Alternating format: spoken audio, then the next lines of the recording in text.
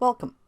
So at this point, you should have done the required readings in Blackboard. This will help you just better understand a defined benefit plan, what it's about, why we do them, and that sort of thing.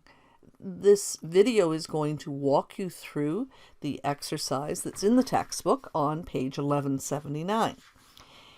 The textbook includes all of the same information that I'm going to provide in this video. I just think that this might be a slightly easier approach. Maybe not. But I think it will help you to understand what we're doing. So again, you should have in front of you the data from page 1179, illustration 19.8, and we're going to be using those numbers to determine what the journal entries are to record the pension, whether it's funded, overfunded, or underfunded, and keeping track of all of that for the company. So the first thing you'd be looking for, and I've taken the liberty of putting some sums in here. If you're doing this manually, obviously you'll have to add things up, and I'll show you how that works. So looking at the data on page 1179, we can see that the fair value of the plan assets is $100,000. The balance at the end of the previous year is exactly the same as the balance at the beginning of the current year. So you're always going to be looking for that information, which may be hidden somewhere in the question. It tells us in this illustration that the defined benefit obligation is also $100,000. Of course, that's a liability, and so we'll put that in as a credit amount. You'll see that in this cell, the net defined benefit, liability or an asset, is 0. This plan is funded perfectly at this point. Of course, that's all soon going to change. The next item I'm going to enter is the current service cost for the year.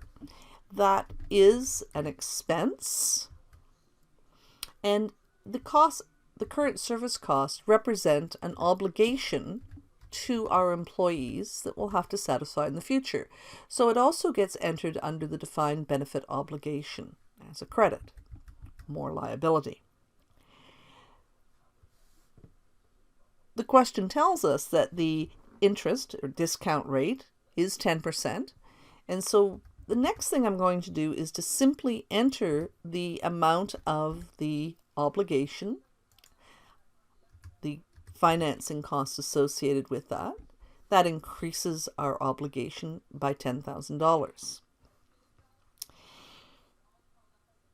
It tells us that the actual earnings on the plan assets for the year, quite coincidentally, were exactly $10,000.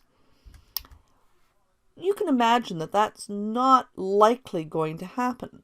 Since we're using a constant discount rate, the reality of the world is that the plan may earn more or less.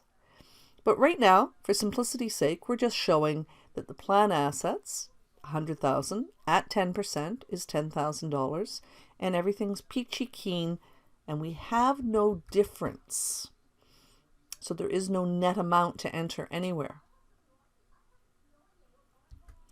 It tells us on the next line that the contributions were $8,000. Now, contributions required that we write a check, so we're going to have an $8,000 credit to cash, and that would be added to the plan assets by the plan administrator. The plan administrator would also tell us the benefits that were paid during the year. Now, the plan administrator does that, not our company, and so it only goes in the memo section. So the $7,000, of course, reduces the obligation, but it also reduces the amount of funds that are in the plan assets. The illustration in the textbook does tell you that the plan assets have a balance of $111,000, and that the DBO at the end of the year is a $112,000 credit. And so we can see that the plan is now underfunded by $1,000, and that's a liability.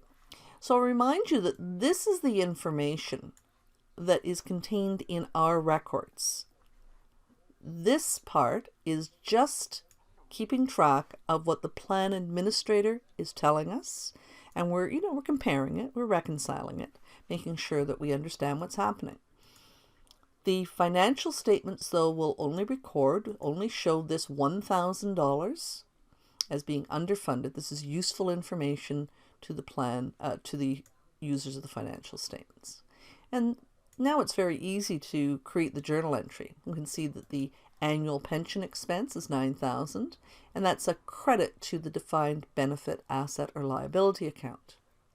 The net defined benefit is also debited with the $8,000 cash contribution.